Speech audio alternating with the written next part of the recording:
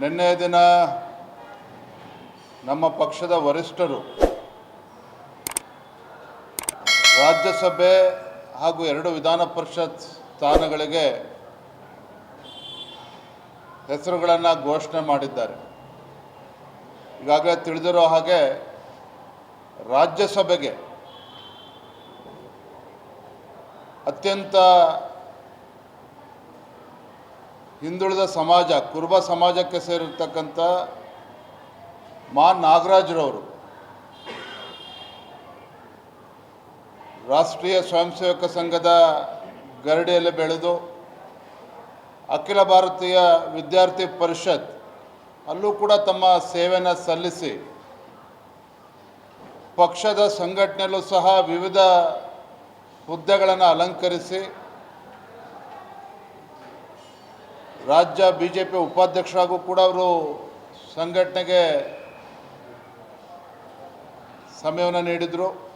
ಮತ್ತು ವಿಶೇಷವಾಗಿ ಹಿಂದೆ ಬಿಜೆಪಿ ಸರ್ಕಾರ ಇದ್ದಾಗ ಸನ್ಮಾನ್ಯ BS ಯಡಿಯೂರಪ್ಪನವರು ಮುಖ್ಯಮಂತ್ರಿಗಳಾಗಿದ್ದಾಗ Karnataka public service commission KPSC ಅಲ್ಲೂ ಕೂಡ ಭಾಳ ಉತ್ತಮ ಸೇವೆಯನ್ನು ಸಲ್ಲಿಸಿದ್ದಾರೆ. ಅವರನ್ನು ರಾಜ್ಯಸಭೆಗೆ ಆಯ್ಕೆ ಮಾಡಿರ್ತಕ್ಕಂಥದ್ದು ನಮ್ಮೆಲ್ಲರೂ ಕೂಡ ತುಂಬ ಸಂತೋಷವನ್ನು ತಂದುಕೊಟ್ಟಿದೆ. ವಿಧಾನ ಪರಿಷತ್ಗೆ ನಮಗಾಗಲೇ ಗೊತ್ತಿರೋ ಹಾಗೆ ಗೌರವಾನ್ವಿತ ಲಿಂಗರಾಜ್ ಪಾಟೀಲ್ರವರು 37-38 ವರ್ಷಗಳಿಂದ ಸತತವಾಗಿ ಸಂಘಟನೆಯ ವಿವಿಧ ಜವಾಬ್ದಾರಿಯನ್ನು ತೆಗೆದುಕೊಂಡು ಜಿಲ್ಲಾ ಮಟ್ಟದಲ್ಲಿ ಮತ್ತು ರಾಜ್ಯ ಮಟ್ಟದಲ್ಲೂ ಸಹ ಪಕ್ಷದ ಜವಾಬ್ದಾರಿಯನ್ನು ಹೊತ್ತು ಹಗಲು ರಾತ್ರಿ ಶ್ರಮ ವಹಿಸಿದ್ದಾರೆ. ಸಂಘಟನೆಗೆ ಬಲ ತುಂಬುವಂಥ ಕೆಲಸ ಮಾಡಿದ್ದಾರೆ. ಅಖಿಲ ಭಾರತೀಯ ವಿದ್ಯಾರ್ಥಿ ಪರಿಷತ್ನಲ್ಲೂ ಕೂಡ ಅವರ ಸೇವೆಯನ್ನು ಸಲ್ಲಿಸಿರುವಂಥದ್ದು, ಅವರಿಗೆ ವಿಧಾನ ಪರಿಷತ್ಗೆ ಅವಕಾಶ ಮಾಡಿಕೊಟ್ಟಿರ್ತಕ್ಕಂಥದ್ದು ನಮ್ಮೆಲ್ಲರೂ ಕೂಡ ತುಂಬ ಸಂತೋಷ ತಂದುಕೊಟ್ಟಿದೆ. ರಘು ಕೌಟಿಲ್ಯರವರು ಮಡಿವಾಳ ಸಮಾಜಕ್ಕೆ ಸೇರಿರ್ತಕ್ಕಂಥ ಒಬ್ಬ ವಿದ್ಯಾವಂತ, ಶಿಕ್ಷಣ ಸಂಸ್ಥೆಯನ್ನು ನಡೆಸೋದ್ರ ಮುಖೇನ ಮತ್ತು ಪತ್ರಿಕೋದ್ಯಮದಲ್ಲೂ ಕೂಡ ಕೆಲವು ದಿನಗಳ ಕಾಲ ಅವರ ಸೇವೆಯನ್ನು ಮಾಡಿರುವಂಥದ್ದು. 2 ಬಾರಿ ವಿಧಾನ ಪರಿಷತ್ ಚುನಾವಣೆ ಸ್ಪರ್ಧೆ ಮಾಡಿ ಸ್ವಲ್ಪ ಅಂತರದಲ್ಲಿ ಸೋತಿದ್ರು ಕೂಡ ಅತಿ ಹಿಂದುಳಿದ ವರ್ಗಕ್ಕೆ ಸೇರಿರ್ತಕ್ಕಂಥ ಮಡಿವಾಳ ಸಮಾಜಕ್ಕೆ ಸೇರಿರ್ತಕ್ಕಂಥ ರಘು ಕೌಟಿಲ್ಯ ಅವರು ರಾಜ್ಯ OBC ಮೋರ್ಚಾದ ಅಧ್ಯಕ್ಷರಾಗಿ ಪಕ್ಷದ ಸಂಘಟನೆಗೆ ಬಲವನ್ನು ನೀಡಿರತಕ್ಕಂಥವ್ರು.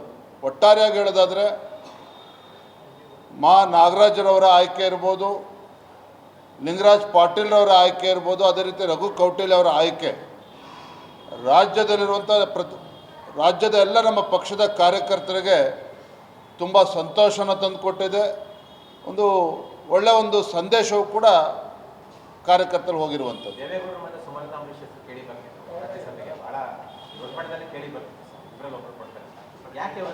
ಏನಂದರೆ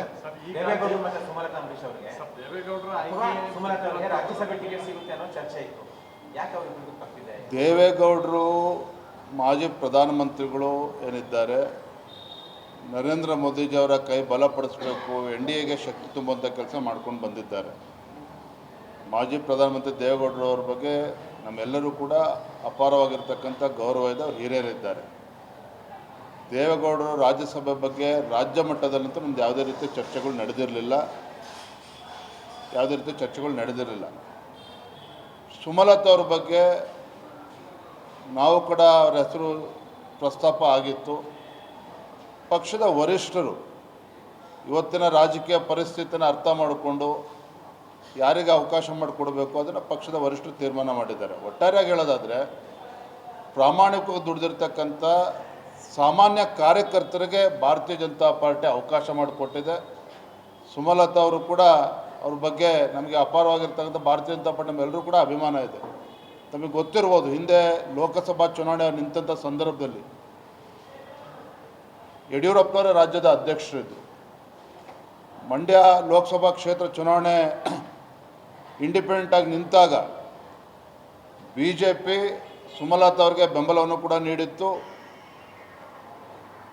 ನಮ್ಮ ಬೆಂಬಲದಿಂದಾಗಿ ಅವರು ಕೂಡ ಒಳ್ಳೆಯ ಅಂತರದಲ್ಲೂ ಕೂಡ ಗೆದ್ದಿದ್ರು. ನಮಗೆಲ್ಲರೂ ಕೂಡ ಸಂತೋಷನೂ ಇದೆ, ಕೂಡ ಹೆಮ್ಮೆನೂ ಕೂಡ ಇದೆ. ಅದೇ ರೀತಿ ಕಳೆದ ಲೋಕಸಭಾ ಚುನಾವಣೆಯಲ್ಲಿ BJPಗೆ ಅಂದರೆ ಕುಮಾರಸ್ವಾಮಿ ಅವರಂಥ ಸಂದರ್ಭ ಅವರು ಅದನ್ನು ಬಿಡ್ಕೊಟ್ಟಿದ್ದಾರೆ. ಅದ್ರ ಬಗ್ಗೆ ಏನು ಪ್ರಶ್ನೆನೇ ಇಲ್ಲ. ಅದು ಇಲ್ಲಿಗೆ ಎಲ್ಲವೂ ಕೂಡ ಮುಗಿದೋಗಿಲ್ಲ. ಖಂಡಿತ ಪಕ್ಷದ ಹಿರಿಯರು ವರಿಷ್ಠರು ಇದ್ರ ಬಗ್ಗೆ ಚಿಂತನೆಯನ್ನು ಮಾಡ್ತಾರೆ. ಅವ್ರಿಗೆ ಒಂದು ಸೂಕ್ತ ಸ್ಥಾನಮಾನಗಳನ್ನ ಬರುವಂಥ ದಿನಗಳಲ್ಲಿ ಕೊಡ್ತಾರೆ ಅನ್ನುವ ಸಂಪೂರ್ಣ ವಿಶ್ವಾಸ ನಮಗೆಲ್ಲರೂ ಕೂಡ ಇದೆ.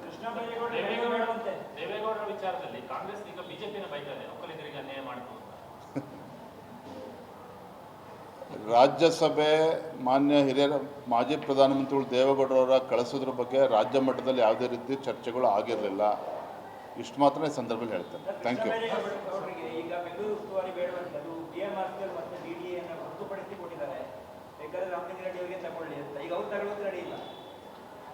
ಅಲ್ಲರಿ, ಮುಖ್ಯಮಂತ್ರಿಗಳು ಪ್ರಮಾಣ ವಚನ ತೆಗೆದುಕೊಂಡು 48 ಗಂಟೆಗಳಲ್ಲಿ ಯಾವ ರೀತಿ ರಗಳೆಗಳು ಪ್ರಾರಂಭ ಆಗಿದೆ ತಾವು ನೋಡ್ತಾ ಇದ್ದೀರಿ. ಕಳೆದ 3 ವರ್ಷ ಅಂತೂ ಈ ಕಾಂಗ್ರೆಸ್ ಸರ್ಕಾರದಲ್ಲಿ ಯಾವುದೇ ಒಂದು ಅಭಿವೃದ್ಧಿಯನ್ನು ನೋಡೋದಕ್ಕೆ ಸಾಧ್ಯ ಆಗಿಲ್ಲ. ಭ್ರಷ್ಟಾಚಾರ ಬಿಟ್ಟರೆ ಬೇರೆ ಏನೂ ಕೂಡ ಅವ್ರು ಸಾಧನೆ ಮಾಡಿಲ್ಲ ಸರ್ಕಾರ. ಇನ್ಮೇಲಾದರೂ ಕೂಡ ಇನ್ನು 2 ವರ್ಷಗಳು ಏನು ಉಳಿದಿದ್ದಾವೆ, ಆ 2 ವರ್ಷದ ಅವಧಿಯಲ್ಲಾದರೂ ಕೂಡ ಒಳ್ಳೆ ಕೆಲಸಗಳು ಮಾಡ್ತಾರೆ ಅನ್ನುವ ನಿರೀಕ್ಷೆ ರಾಜ್ಯದ ಜನರಲ್ಲಿದೆ. ಈ ಕಿತ್ತಾಟದಿಂದ ಮತ್ತೊಮ್ಮೆ ಅಭಿವೃದ್ಧಿ ಆಗ್ತದೆ ಮುಂದೆ ರಾಜ್ಯದಲ್ಲಿ ಅನ್ನೋದು ಕೂಡ ಹುಸಿ ಆಗ್ತಾ ಇದೆ.